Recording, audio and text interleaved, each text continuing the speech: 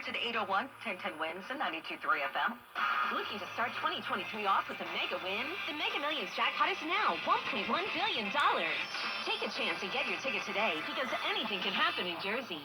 And now the AccuWeather 4-day forecast. Here's meteorologist John Feerick. A mostly cloudy sky for tonight. We're down to 32 in Midtown. A lot of suburbs will be down into the 20s. Pretty normal night for January, and then clouds, some sunshine for tomorrow. We're up into the low 40s. Mostly cloudy tomorrow night. The low just 38 Midtown. Closer to freezing off to the north of the city, where there could be a rain or snow shower later tomorrow night. So not out of a few slick spots well up into the Hudson Valley later tomorrow night. And then cloudy, damp, dreary, drizzly.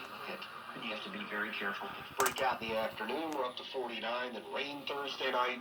It'll be mild up near 50. And then the rain moves out early Friday. An early high of 53. Kept you fall back into the 40s as we dry out Friday afternoon.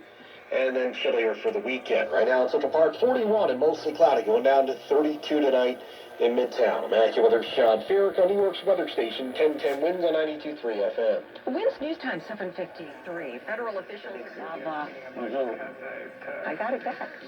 But in part because they had difficulties in their own lives. And so, try to get prescription aviator glasses if they make them. When you decide to go this route, try to take that come into play here, right?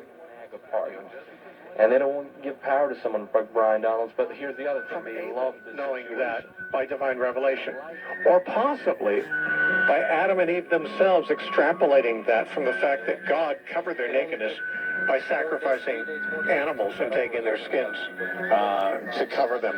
So sacrifice goes all the way back to Adam and Eve, and we have documentation of the practice.